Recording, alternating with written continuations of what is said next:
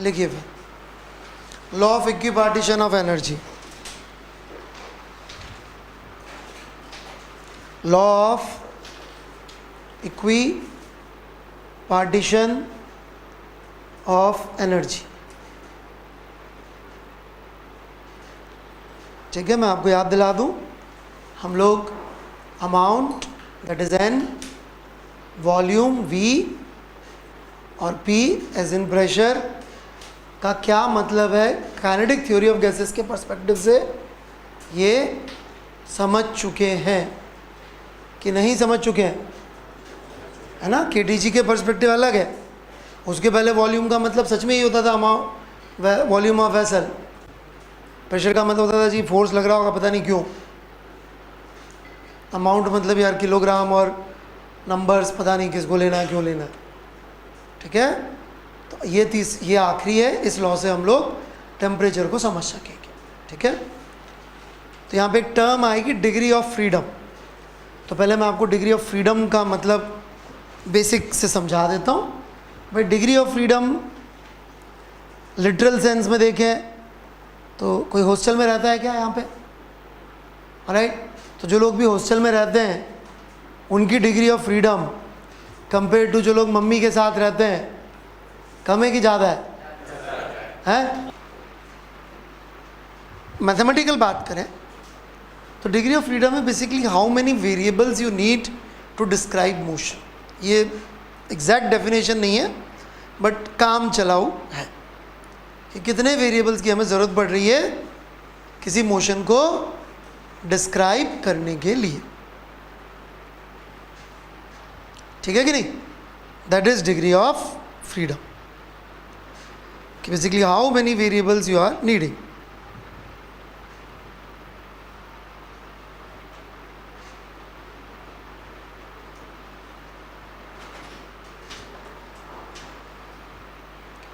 बढ़ू में आगे कितने वेरिएबल्स की ज़रूरत पड़ रही, ठीक है ना। तो what is law of equipartition of energy? For each degree of freedom average energy associated with molecule, for each degree of freedom average energy associated with a molecule is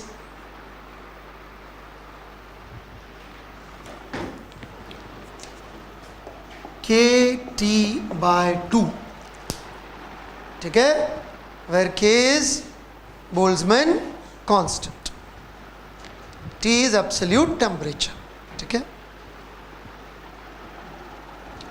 T is absolute temperature।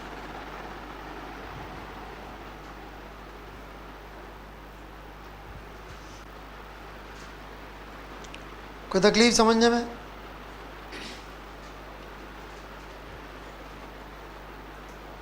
Clear है कि हर degree of freedom के साथ कितनी energy associated है? Average KT by 2, ठीक है।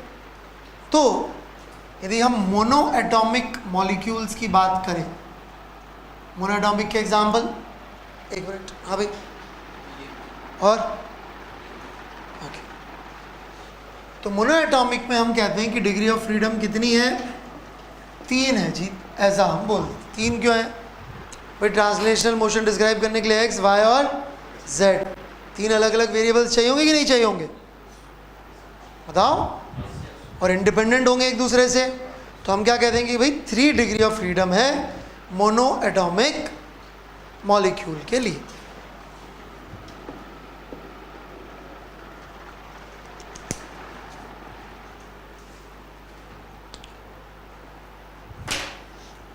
कोई confusion यहां तक? श्योर?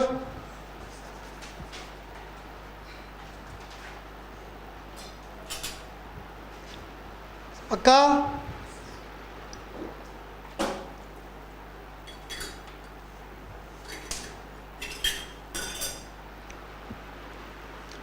डाई एटॉमिक में लेकिन है 3 + 2। 3 तो translational motion centre of mass के लिए और 2 रोटेशनल मोशन के लिए।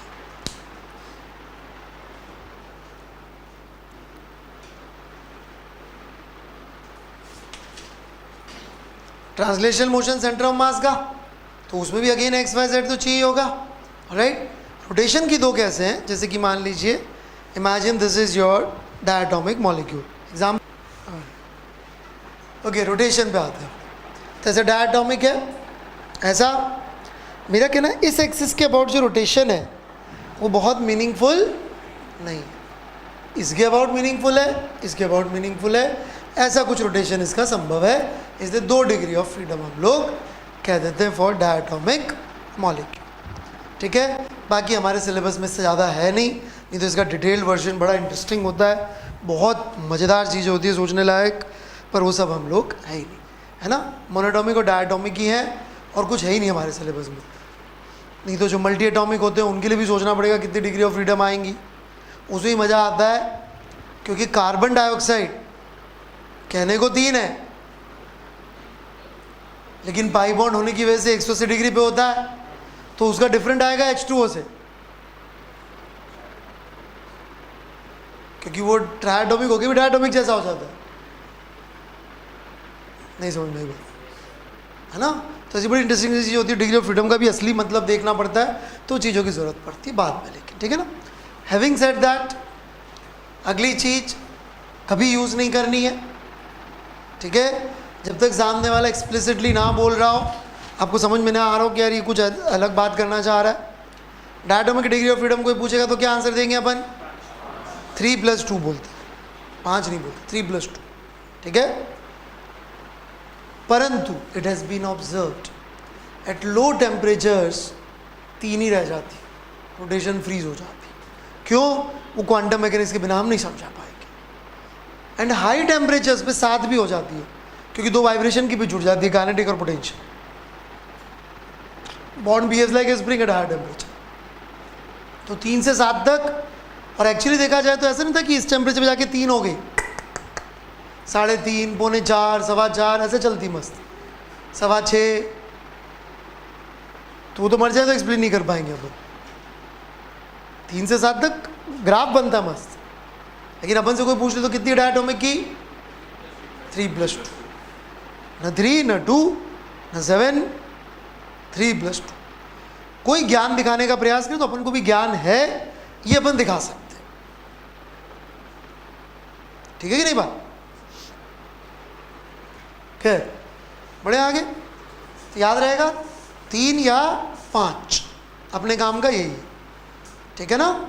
चलो बढ़ूँ मैं आगे, तो एवरेज एनर्जी एसोसिएटेड कितनी हो गई, F(kT/2). This is the average energy associated with 1 molecule, right. Total molecule कितने, Na। तो this should be the total energy जो कि मॉलिक्यूल्स के पास होगी due to their random motion. Potential energy तो होगी ही नहीं, क्यों नहीं होगी potential energy,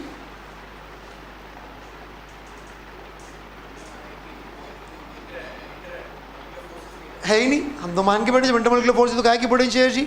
so this should be same as the kinetic energy of molecules, right. लेकिन हम इसको कहते हैं इंटरनल एनर्जी, कि n मोल्स के पास कितनी इंटरनल एनर्जी है, NNAFKT/2, this is the total internal energy. कोई पूछ ले कि नहीं मुझे तो ट्रांसलेशनल की काइनेटिक एनर्जी जाननी है, क्या जाननी है, ट्रांसकाइनेटिक एनर्जी, इररिस्पेक्टिव ऑफ मॉलिक्यूल कौन सा है, तो ट्रांसलेशन की काइनेटिक एनर्जी ये हो जाएगी, ये नहीं हो जाएगी, this will be total energy of translation. जबकि टोटल कोई बोलेगा तो कितनी है ये, इसमें पोटेंशियल के लिए कोई ऑप्शन ही नहीं है, क्योंकि इंटरमोलिकुलर फोर्सेस हमने माने कि एग्जिस्ट ही नहीं करते, राइट। कोई डाउट किसी को बच्चों यहाँ तक, पक्का मैं आगे बढ़ूँ। This must be equal to NNA, वैसे तो आप लोगों के लिए थोड़ा बड़ा लिख देते, समेशन ऑफ हाफ m0vi² के बराबर होना चाहिए, वो नहीं ये होना चाहिए, भूल गए क्या, पक्का। इसमें से मैंने m0/2 को बाहर निकाला, summation vi² divided by total number of moles, total number of molecule से डिवाइड मल्टीप्लाई कर दिया मैंने, ये समान को क्या बोलते हैं हम लोग? RMS। RMS बन गया नहीं बन गया? So this becomes equal to half m molecular mass n Na into m naught, sorry Na into m naught, so nm, अरे Na into m naught क्या हो गया भाई? molecular mass, Avogadro number multiplied by one molecule's mass, 1 मोल का mass is molecular mass ना भाई? कुछ गलत बोल दिया क्या मैंने? केमिस्ट्री में किसी और भाषा में मोल, मैंने मोलिकुलर बोल दिया, सॉरी मोलर मास, केमिस्ट्री की भाषा थोड़ी देर कर देते। VRMS स्क्वायर, ये तो सही रखा है ना आप लोगों ने कि नहीं सीखा है? सो ये आ गया आपका। So what does temperature represent? Temperature represents उनके वाइब्रेशन की या मोशन की जो रैंडम पार्ट ऑफ एनर्जी है, that is represented by temperature. Is that clear? पक्का? टेम्परेचर क्या रिप्रेजेंट करता है? कितना ज़्यादा उनके पास रैंडम मोशन की काइनेटिक एनर्जी है। यहाँ मैं एक चीज़ याद दिलाना चाहूँगा, this whole derivation, this whole everything is being done in frame of centre of mass of gas. सारा डिस्कशन गैस के सेंटर ऑफ मास के फ्रेम में ही हो रहा है। क्लियर है यहाँ तक? सबको समझ में आ गया टेम्परेचर का मतलब? कितनी ज़्यादा उनके पास में काइनेटिक एनर्जी है उसका मेजरमेंट है, राइट? Average level. नाउ हमने प्रेशर का भी एक रिलेशनशिप पढ़ा था कल की क्लास में, P is equal to 1/3 rho VRMS square, right? तो यहाँ पे हम 2-3 काम कर सकते हैं अलग अलग। एक, VRMS को यदि अपन यहाँ पे रिप्लेस कर देंगे, VRMS को रिप्लेस कर देंगे, ठीक है, इससे, तो आप देखेंगे आइडियल गैस इक्वेशन आ जाएगी।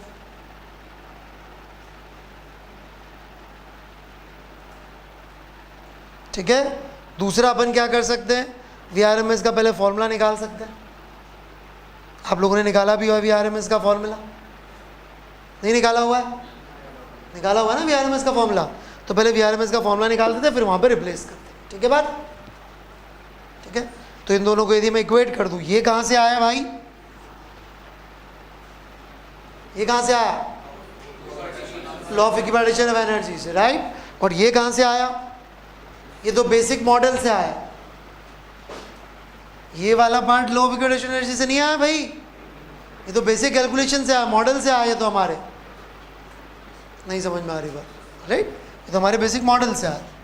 तो यदि अपन इसको इक्वेट कर दे, तो आप लोगों का देखा हुआ फॉर्मूला, मेरे को लगता है सबका देखा हुआ है कि नहीं देखा हुआ है? 3 kT by m, 3 RT by m पढ़ा होगा ना बच्चों? तो ये आ गया √of 3 RT बाय m। क्या VRMS का फॉर्मूला सबको आता था पहले से भी शायद?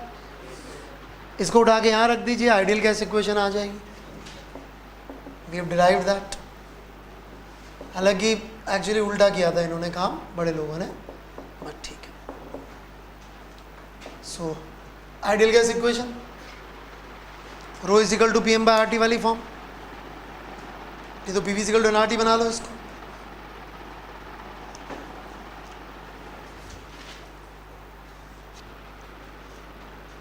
ठीक है क्या?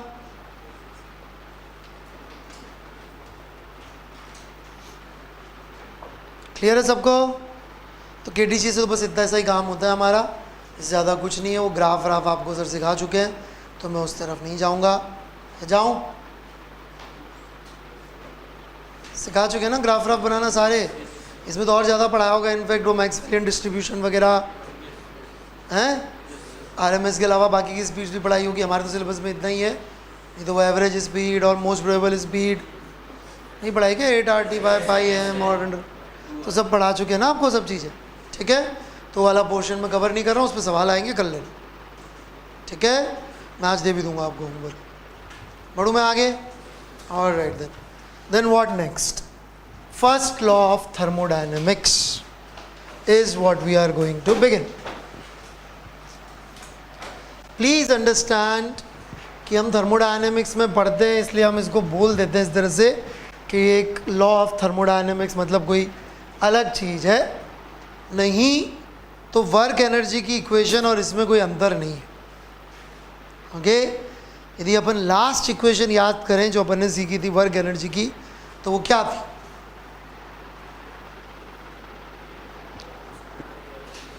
हाँ,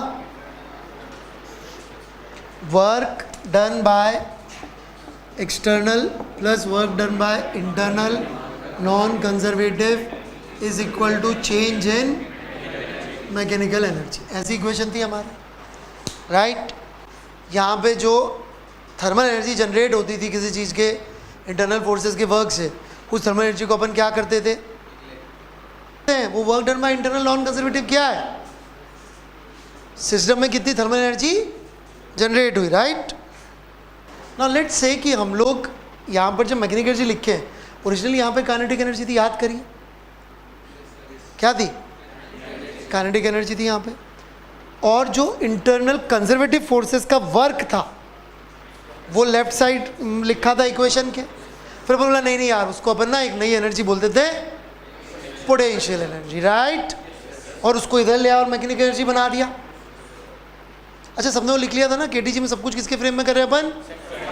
सेंटर ऑफ मास के फ्रेम में, है ना। वो बहुत जरूरी है बात समझना। ये थोड़ा मैं उसको समझाना भूल गया, एक बार फिर से याद दिला देते तो समझा देता हूँ, मैं भूल गया उसको समझाना।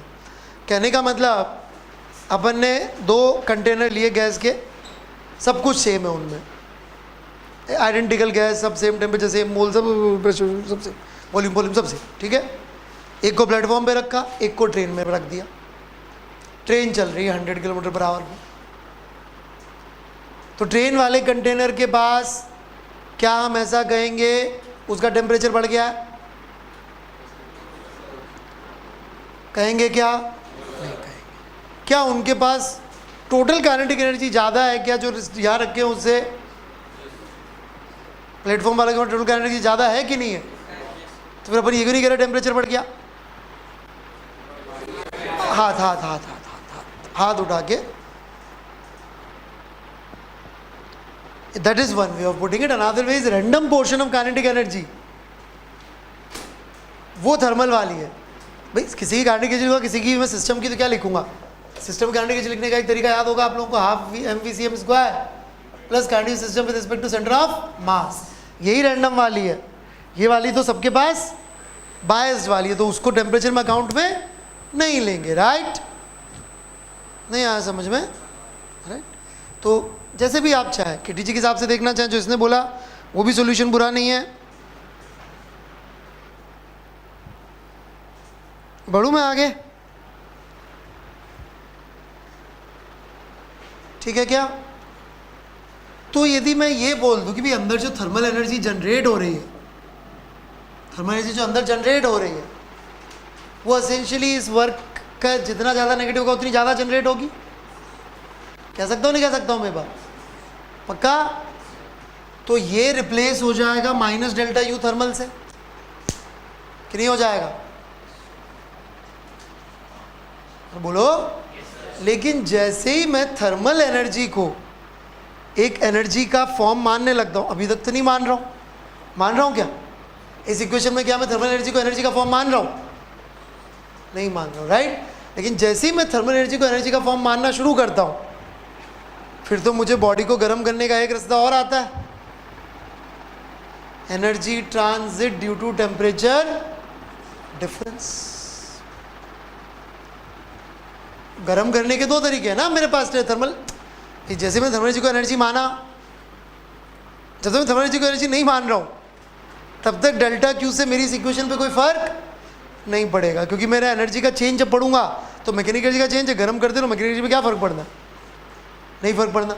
लेकिन यदि मैं डेल्टा यू थर्मल लेना चाहता हूँ, राइट, तो जो केमिस्ट्री का फर्स्ट लॉ थर्मोडायनेमिक्स है वो बन जाता है delta Q plus delta W external, right, वो एक्सटर्नली है, is equal to change in total energy. अब इस टोटल एनर्जी में क्या क्या आएगा? एक्चुअली तो मैकेनिकल भी आना चाहिए और थर्मल भी आना चाहिए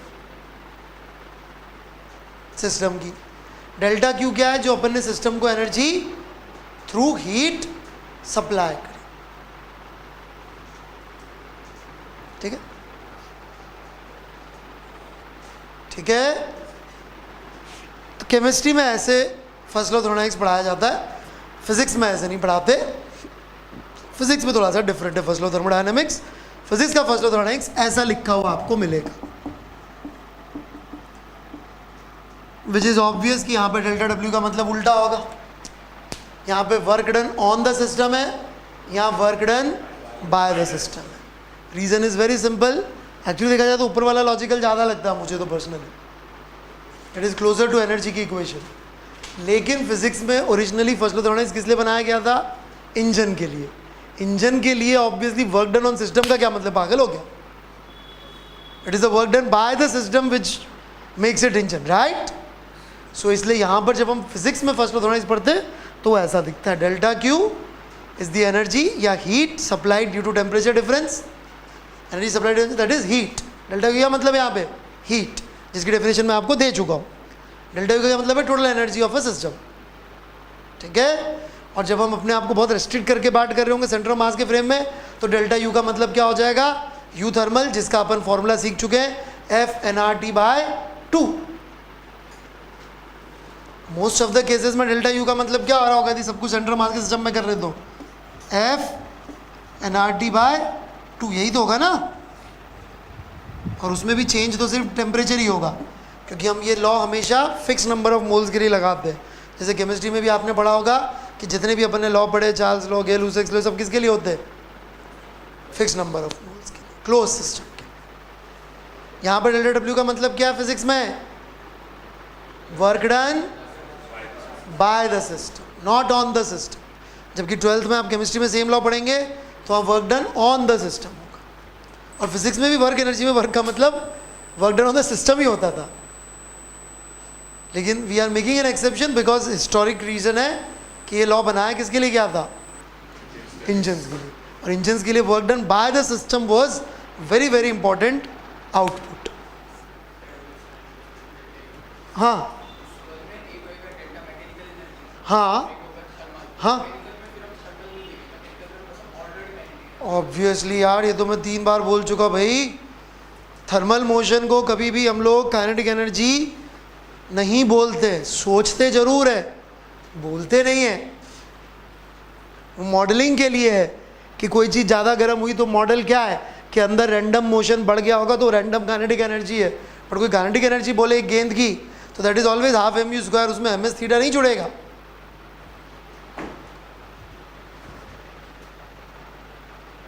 वो मॉडलिंग के लिए। काइनेटिक एनर्जी मतलब ओनली बायस्ड। इनका डाउट और मेरा जवाब सबको समझ में आ गया ना भाई? पक्का? चलिए शुरू करें। राइट, 3 टर्म्स है यहाँ पे। इंटरनल एनर्जी, ये मैं बहुत डिटेल में पहले भी समझा चुका हूँ, लेकिन एक बार शॉर्ट में एक बड़ी इंपॉर्टेंट बात इसके बारे में बताना चाहूँगा मैं इंटरनल एनर्जी के बारे में। राइट, कि change in internal energy does not depend on process. आप बोलेंगे सर ये क्या होता है प्रोसेस? सबको पता है क्या what is process? What is process? नहीं पता? यस,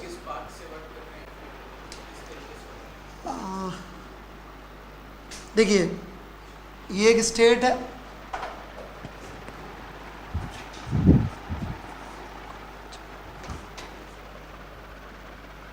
ओके, ये एक स्टेट है ए, ये एक स्टेट है बी, ये स्टेट्स है। स्टेट्स का मतलब पीवी डायग्राम पे पी की वैल्यू, वी की वैल्यू, ऐसी कोई चीज। Got it? पी और वी की अलग अलग वैल्यूज। यहां से जाने के कितने रास्ते हैं? ऐसे भी infinite. P as a function of V लिखने के बहुत तरीके अपने पास.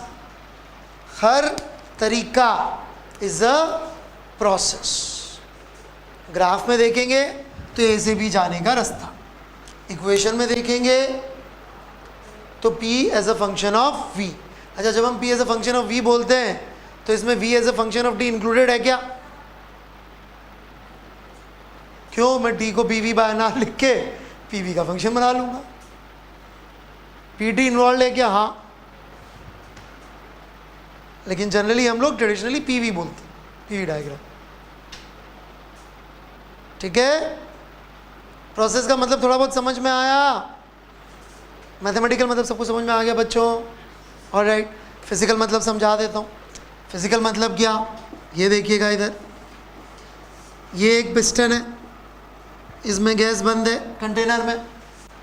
कितने तरह के प्रोसेस हो सकते हैं भाई? मैं इस पिस्टन को फिक्स कर दूं, आइसोकोरिक प्रोसेस. आजकल नया नाम आ गया आइसो वॉल्यूमेट्रिक,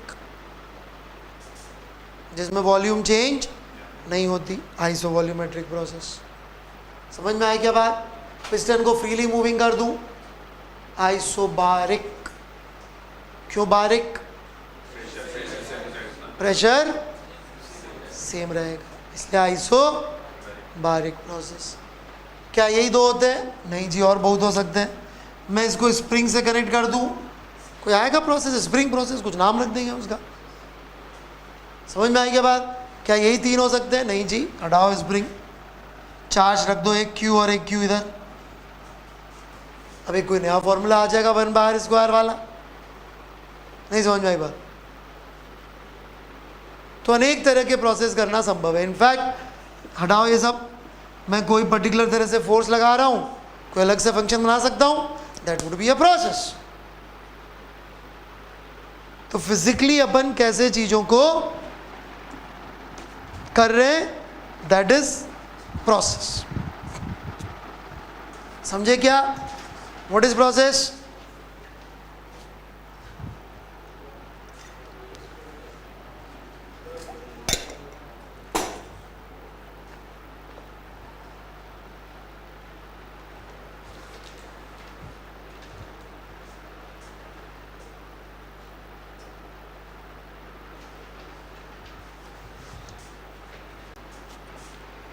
बच्चों समझ में आया क्या प्रोसेस का मतलब? तीनों तरीके से. हेलो, कि नहीं आया? ठीक है. आइसोकोरिक आइसोबारिक तो आपने समझा हुआ होगा कि नहीं समझा हुआ? समझा हुआ? ओके, चलो एक चीज़ बताओ. हाँ भाई अरिन, याद है एक मोल इसमें हाइड्रोजन या हीलियम कुछ था, इधर वैक्यूम था, 1 लीटर. हाँ याद है भाई? इसको ब्लास्ट कर दिए थे हम. ठीक है, कौन सा प्रोसेस हुआ होगा? बाहर से कोई हीट एक्सचेंज भी नहीं हो रहा. Which process? पी डायग्राम पे कैसा दिखेगा?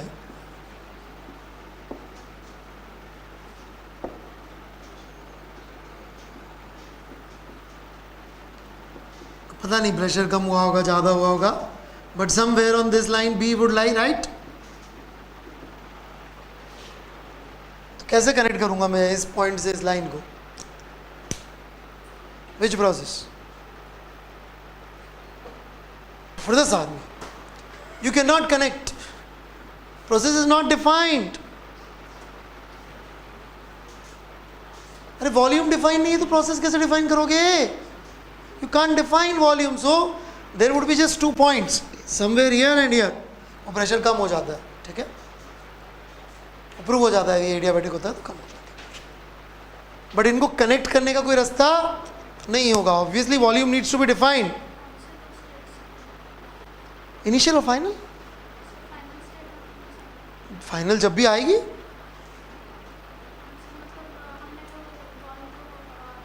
एक्सप्लोड कर दिया, final state, not just after. Final state, final state में तो प्रेशर वॉल्यूम डिफाइन हो ही जाएंगे. गिवन सफिशिएंट टाइम रैंडम हो ही जाएगा सब कुछ. ठीक है क्या? बढ़ूं? ऑलराइट. तो हमने क्या बोला कि change in energy is independent of process. क्यों बोल रहे हैं हम ऐसा? How we are able to say that? Why change? उसमें T2 माइनस T1 आ रहा, बस उसको सिर्फ फाइनल टेम्परेचर इनिशियल टेम्परेचर ही चाहिए. Hence proved. कुछ पूछना है?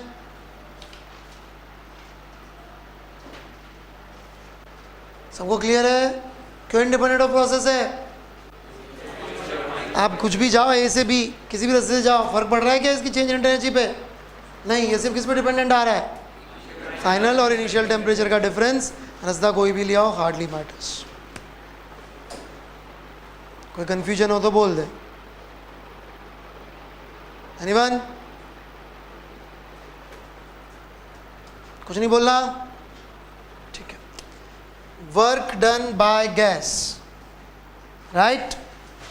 ये निकालना है हमको. डेल्टा डब्ल्यू क्या है यहाँ पे? Work done by gas. ठीक है. सो इसके लिए हम स्टैंडर्ड सेटअप जो हमारा लेते हैं वो ऐसा होता है. एक पिस्टन है, ये इसमें गैस बंद है. ठीक है. तो वर्क डन बाय गैस के लिए गैस के फोर्स का है, फोर्स प्रेशर का फोर्स पी ए. लेट से डेल्टा एक्स ये मूव हो गया, तो डेल्टा डब्ल्यू कितना हो जाएगा? P A delta X. सही है कि नहीं? तो delta W becomes P D V का इंटीग्रल. ऐसे लिख सकते हैं अपन, from volume V1 to V2. State dependent कि प्रोसेस डिपेंडेंट? P का क्या फंक्शन आता है V के साथ, उस पर साफ साफ दिख रहा है. डिपेंड करेगा आंसर कि नहीं डिपेंड करेगा? करेगा, राइट? बढ़े आगे. T1 टेम्परेचर से T2 टेम्परेचर पे जा रहे n मोल्स हैं. ठीक है. प्रोसेस की इक्वेशन ये है, PV की power A is equal to constant, P into V की power A is equal to constant. Constant है K. ठीक है. ठीक है. गैस कहाँ से कहाँ जा रही है? T1 से T2 टेम्परेचर. ठीक है. वर्क डन निकालना है n मोल्स. कोई वेरिएबल कम लगे तो आप जबरदस्ती मान लेना कि दे रख. करिए.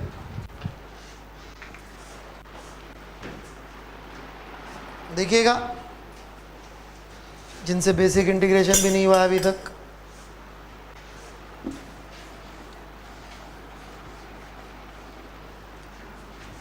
ये वर्क डन की इक्वेशन है भाई. इसको मैंने लिख दिया nRT बाय V, या तो ऐसे लिख दूं, पर फिर T और V का फंक्शन बच जाएगा. इससे अच्छा है K की पावर V की पावर K इंटू V की पावर माइनस A लिख दूं, राइट? और इंटीग्रेट कर दूं V1 से V2, तो डेल्टा डब्ल्यू आ जाएगा. दैट इज K V की power minus A plus 1 minus K V1 minus A plus 1 upon minus A plus. कोई तकलीफ यहाँ तक? अब K इंटू V2 की power minus A is P2, तो P2 V2 minus P1 V1. किसी को दिखा क्या है कि नहीं दिखा? अरे भाई, K इंटू V2 की power minus A into V2. Hello, क्या समझ में नहीं आ रहा है? आ गया? So this becomes NR T2 minus T1 upon minus A plus 1.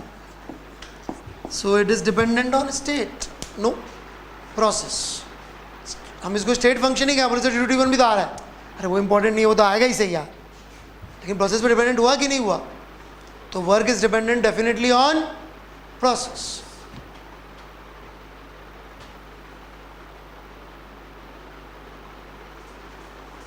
ठीक है. आइसोथर्मल के लिए निकाल दो. आइसोथर्मल बताया क्या सबको क्या होता है? जरा आइसोथर्मल के लिए निकालो. Work done.